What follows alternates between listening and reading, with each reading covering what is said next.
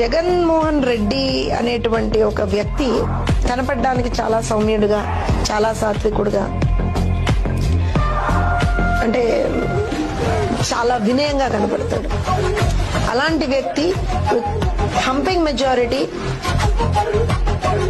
Second term లో చంద్రబాబు నాయుడు లాంటి ఒక సీనియర్ అడ్మినిస్ట్రేటర్ ని, సీనియర్ పొలిటీషియన్ ని తుంగలో తొక్కేసి, లిటరల్ గా ఆయన తొక్కేసి భయంకరమైన మెజారిటీతో బయటకు వచ్చాడు అని అంటే ఆయన ఎంత రాజకీయ స్ట్రాటజీస్ చేసుకుంటాడు అనేటువంటిది మనం ఆలోచించాలి. భయంకరమైన స్ట్రాటజీతో ముందరికెళ్ళాడు.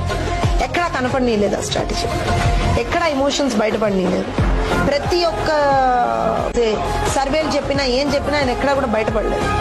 He maintained his calmness, he maintained his coolness. In fact, he maintained his non-emotionless face అంటాను నేను దాన్ని. అన్ని మెయింటైన్ చేసుకుంటూ వచ్చాడు, తొక్కేసాడు టీడీపీని.